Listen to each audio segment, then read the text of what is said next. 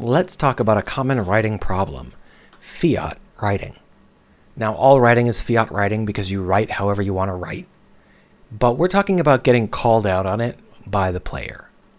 For example, if we were to write a beat in our story where the player falls down a pit and breaks their leg, we want the player to think, I fell down a pit and broke my leg. We do not want the player to think, ugh, Craig wrote me falling down a pit, and then Craig wrote me breaking my leg. Thanks, Craig. You see the difference, right? Although I wrote the plot either way, in one case, the player assigns the agency to the story, and in the other case, the player assigns the agency to the writer, me. We want them to stay in the story. We want the story to hold together. We want the story to have a gravity and an inertia, and everything that happens in the story should feel like it's happening in the story. That's immersion. That's what we want. Every time the player looks at something that happens in the story and says, no, I don't believe that. That is an ass-pull. Every time that happens, the story is weakened rather dramatically. We want to avoid that. We don't want any ass-pulls. We don't want them ever saying, that's clearly writer Fiat. So how do we avoid it? How do we make sure that everything holds together? Well, good news, there is a lot of work you can do on this. There's a lot of research, a lot of skill. Bad news, it's for non-interactive stories. Let's give an example. We're writing a movie about Gunface McGungun, who has guns, and we want him to murder hundreds of dudes in brutal gunfights and whatever else we can come up with. Over the course of, a 90-minute movie, he's going to kill hundreds of people. As summaries go, fine. But if we actually write the story like that, Gunface is going to be a mass-murdering monster, and nobody is going to be like, yay, it's Gunface! That's not what we really want here. We're not writing a horror film, we're writing an action film. So, what we do is we create the world and the protagonist specifically to allow this conflict to happen in a justified way. We create an unjust world that the protagonist wants to rail against, and we create a protagonist that wants to rail against this unjust world. And then where they meet, they mesh together perfectly, and it creates millions of justifications. As many justifications as we need. Every time the hero has to murder a bunch of dudes, well, would you look at that? There's the perfect reason. Oh, he needs to prevent someone from being kidnapped, or he needs to kill someone before they kill him, or he needs to chase someone down, or whatever else happened. These are bad dudes. They're going to kill somebody. Better stop them. There's always a reason for our protagonist and a reason for our villains. There's always something that causes the two to butt up against each other and create conflict in a meaningful way that we can harvest for our story. Now, I don't know if this has a specific name as a technique, but this is very similar to dozens of techniques that you would learn if you took a creative writing course. It's very simple, right? You have a story you want to tell, so you create the protagonist and the world to tell the story when they come together. This works not just for plot beats, but also for the fundamental reality of the story you're trying to tell. John Wick never teams up with Superman. John Wick never teleports to Care Bear World. John Wick never pulls out a magic wand and starts melting people's faces. Those are simply things that just don't happen because they're not part of the reality that we've all agreed on. Since the writers and the audience have all agreed on this shared reality, this unjust world, and this protagonist, we've all agreed on how these things work. Now we're all on the same page, and the story can unfold in a very natural way. Even if there are plot holes, nobody's going to notice. Even if there are silly things, people are going to accept it, because it feels like part of the agreed-upon reality. And this works great as long as we are in control of everything, because it's very mechanical, right? These things lock together like gears. We need control over both halves of this equation. But we don't have that in a video game. In a video game, for starters, the player plays the character. plays the protagonist. It's not something that we have control over. Sure, we can write a protagonist that has characteristics and does specific things, but now that the player is controlling them, the player is responsible for a lot more interpretation of what that character must be thinking or feeling. The only way around that is to write characters that have really excessive amounts of personality. Bayonetta is a good example. But if the player is supposed to associate with the character in like a blank slate sort of way, or even a marginal way, how the player feels about the situation is going to influence how they think the avatar feels. And that's going to constantly change. Like, what do they do for the rest of the day? Are they in a bad mood? Are they in a good mood? Did they just come back from taking a week off of the game and don't remember everything? Is their kid brother watching? Is this their 9th time playing? There are a million factors, a million variables. You cannot know how the player feels. And therefore, you can't really know how the avatar feels. Yeah, you can get away with a lot of some, you can force it to some extent, but you can't ever force it with the level of mechanical exactitude that something like a John Wick story requires. So, what do we do? Well, that's actually not even the worst part, because we also don't have very good control over the world. Not only are we unable to make sure that the player only sees the parts of the world that we want them to see when we want them to see them, we also have to create an enormous amount of world, far more world than a non-interactive story needs, because all of those interactions that happen in a world. So our worlds need to be a lot bigger than they would have to be in a non-interactive story. This really shows up in like CRPGs. If you're looking at a AA or AAA RPG, for example, you're going to have all of these writing teams. They're all working in the same direction, right? They're all running off of the same Bible. They all have the same ideas. But just because they're working on such a large world with so many moving parts, it's quite likely that their pieces aren't going to end up lining up very well. You might get this guy's mission first, and then this guy's mission, and then you'll be like, wait, this mission feels wrong. This mission doesn't work. It feels like an ass pull, even though if you'd gotten it first, it would have felt fine. This is really chaotic. It's very hard to get a world that is as carefully set up as the world you would have in a non-interactive experience. And this is like a double whammy. We can't control the player, we can't control the world. How the heck do we do anything, right? Well, like most of my answers, the basic idea is to flip the whole question around on its head. It's not how do we make our stuff work. It's how do we make the player's stuff work. I think that the best place to look for skills on how to run these sorts of games is to look at tabletop games. In a tabletop game, there is a GM in control of the situation, and sure, the GM constantly, just does whatever they want. They have the ability to make up new plot points as the needs arise. And there are lots of players, and the players have freedom that computer game players won't have, because computer game players are stuck without a GM. But the fundamental situation here is very similar to what we're discussing.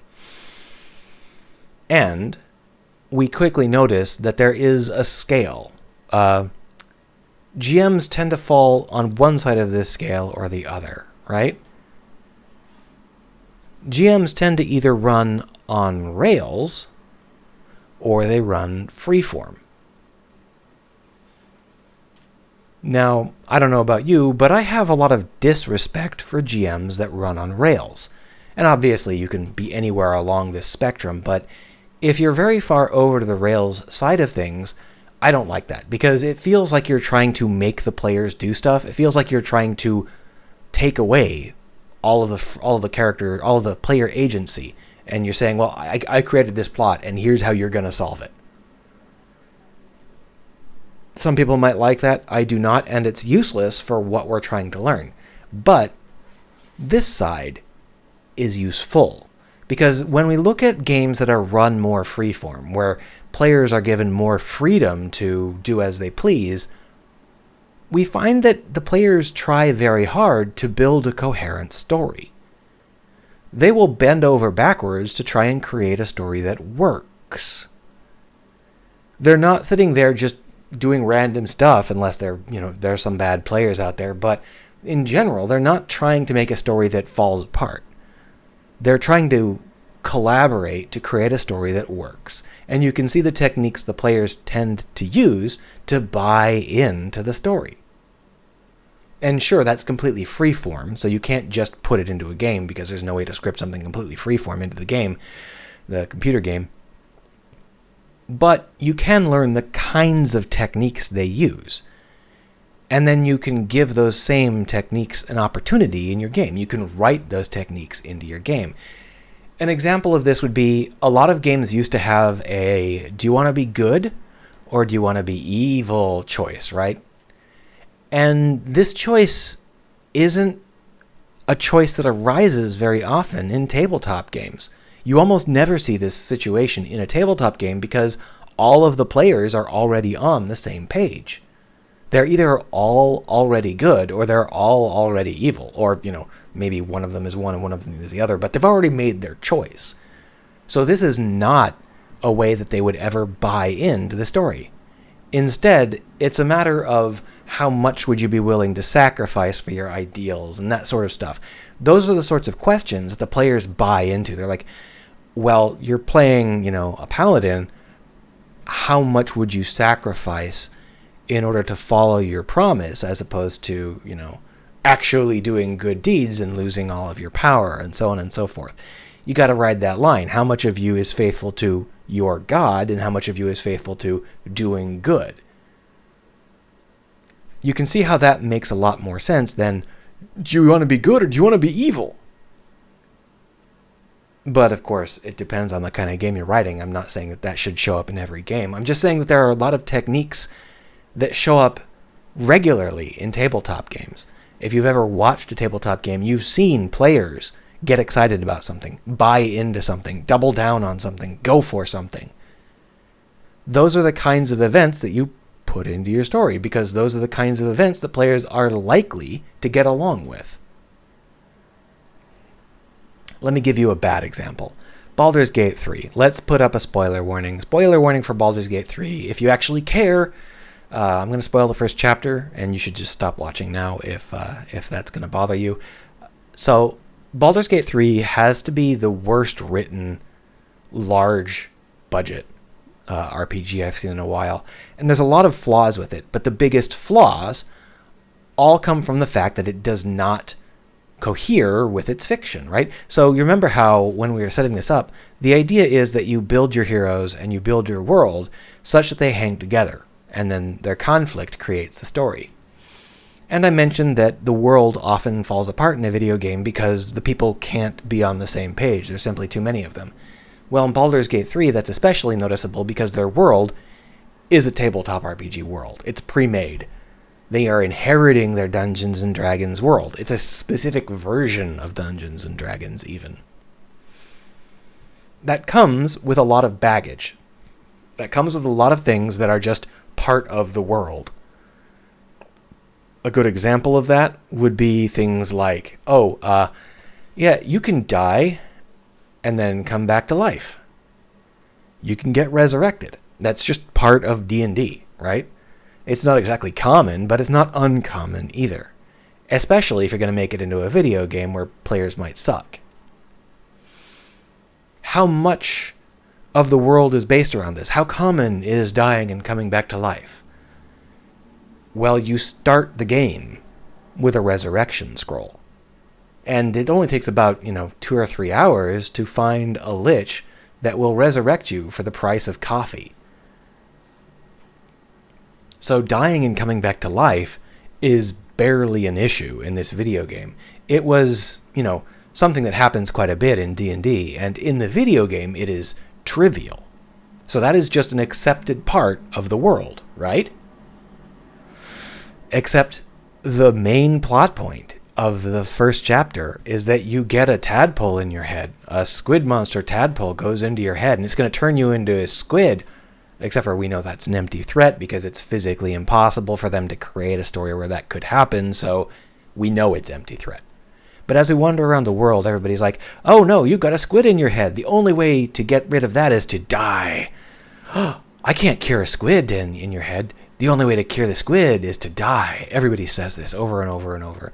You should take some poison because the squid is going to get in your head. You should be purified, which is probably a euphemism for fire because the squid is in your head. And then you find some other folks with squids in their heads. And sure enough, the instant any of these folks die, the squid flies out of their head or crawls out of their head. Like the moment they hit the ground, it comes out. But you've already established that dying and coming back is trivial. That's part of your setting. So let's just go ahead and pay the undead dude the price of 5 coffees and then just take turns dying. Why wouldn't that work? And I'm sure you can come up with a reason, right? Like, oh, it wouldn't work because of...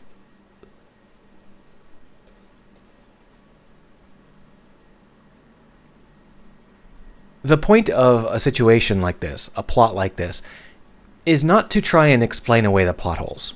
This isn't even really a plot hole because there are so many reasons why you could justify it. Like, oh, you've got a special kind of parasite that doesn't leave when you die for some reason, whatever, right?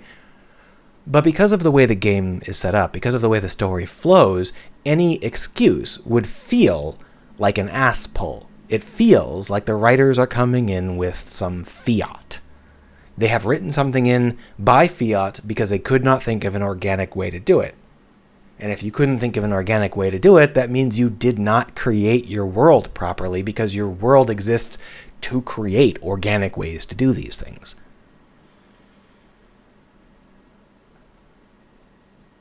Now, Baldur's Gate 3 has roughly 9 million of these sorts of things. They're not plot holes exactly. They're just things that I do not buy as happening in the story. For example, there is a town full of goblins. It's been conquered by the goblins. It's across this little bridge here, right? And this place is just crawling with goblins. And then there's more goblins down that way a little bit, right? Goblins everywhere. And one of the things you learn about goblins is that they are deathly terrified of the bugbear. A scary bugbear monster that is somewhere on this island. This is the bugbear cave. It is literally 10 feet below them. In fact, it's so close to them that when you go into the basement of these houses, you should be in the bugbear cave. But the game does not acknowledge that.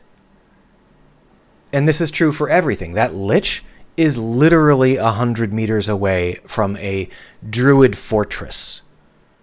And neither of them know the other exists. And neither of them know that the bugbear exists. It's ridiculous. And the same thing happens with all of the characters. Anytime you need to do a character beat, like introduce a new character, the way the game does it is you're just going along, being you, doing whatever you want, and the character just literally goes, whoop, hello, I'm here to give my little speech, and then, whoop, okay, I'm leaving again. Now, for some characters, this is kind of acceptable. For example, you meet your thief character, and he's like, oh, I saw something in the bushes. Can you go kill it for me? And when you go to kill it, he grabs you, and he threatens you for a little bit, and then he backs off, which is what all the characters do. They're all extremely I shop at Hot Topic, and my dad can kick your dad's ass sort of people. But it also means that, like, the powerful characters literally teleport in to give you unctuous, badly written speeches and then teleport out. Over and over and over. My favorite is some kind of demon guy, right? He teleports in. Hi, I am a demon guy. I've even got a cape and stuff. He teleports in, and then he grabs you and teleports out. I don't know why he didn't just teleport you without teleporting in first, but he grabs you, he teleports you to his castle, which is on some other plane of existence or whatever. And there he goes, "Mwahaha, I have given you this final feast, for you are about to die. Mwahaha. But actually, I'm a really nice guy, and I can help you with that. I'm not going to tell you anything about the deal that I want you to make, but you want to agree to it?" And of course, he's written like some 12-year-old's concept of how demons should be written, and so are your responses. But the thing about this that's really striking to me, when you choose one of those terrible responses, your party members have opinions on your choice. How? How do your party members have an opinion on your choice? You created this fiction in the world where if you do things in front of your party members, they care about the things they see you doing. That's part of your world. That's part of the story that we have agreed on. I'm on another plane of existence, alone with a demon. The fact that they still have opinions is a huge problem. It's not a plot hole. It's just bad. It just means that the idea that we have teleported away, the concept of space no longer matters. The concept of time no longer matters. We didn't teleport away at all because our party members have opinions, so therefore we obviously didn't leave them. We're still there somehow. It makes the whole confrontation feel fake when your party members have an opinion on it, even though they're not there. It also feels fake because, of course, he teleports in and teleports you around and laughs at you and quotes Shakespeare at you, and just in general tries to behave like if the Cheshire Cat ate Macbeth. None of it works because this demon guy is not part of our agreed-on reality. Neither are the other characters that teleport in, give speeches, and teleport out. Those are not part of our agreed-on reality. That's on rails writing. That's the GM saying, I have a story for you. Play your part in my story. Where's my freedom? What part do I get to do by myself? What part do I get to have control over? What do I bring to this table? Am I just here so that you can play out your fantasy of having someone go through your story?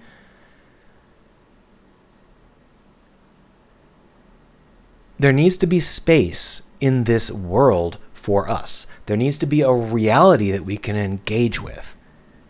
And Baldur's Gate 3 just does not have that. And it's one of the most incredibly restricted games, at least in the first chapter, that I've ever seen, because every place you go is more rails. It's really impressive how they have avoided giving you any opportunity to express yourself in any way, especially given how poorly everything is written. Well, that kind of got off the rails at the end there. I ended up ranting about Baldur's Gate 3 more than I intended to. The point I'm trying to make is that when we build a world for a game, we have to build a world that allows the player to participate, to do things. So we're building a playground. That's really what we're doing. This tight machinery over here can't exist because we do not have enough control over the world or the player. But what we can do is we can create a whole bunch of pieces that the player can choose to engage with.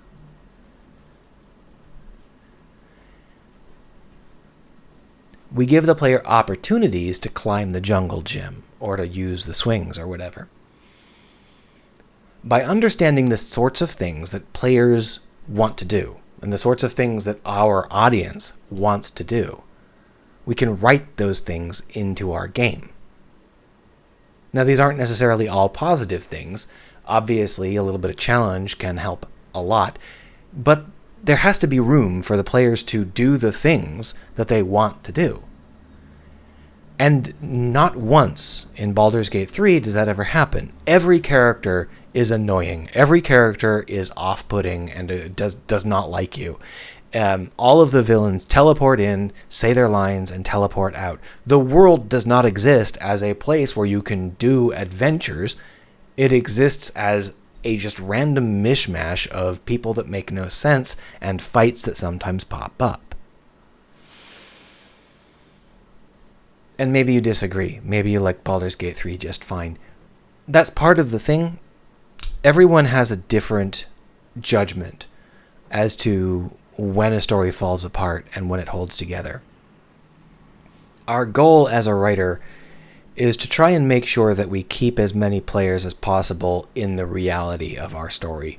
We want to lose very few people, and that means that we should try and keep our asspulls to a minimum. We should create worlds that create opportunities for the players to move forward. And yes, because we are providing those opportunities, we know what those are. We know that when the player gets on the seesaw, this other stuff related to that is going to happen. Because that's how we wrote it, and eventually the player is going to get on that seesaw. Or maybe they'll get on this, and we just have the same things happen, right?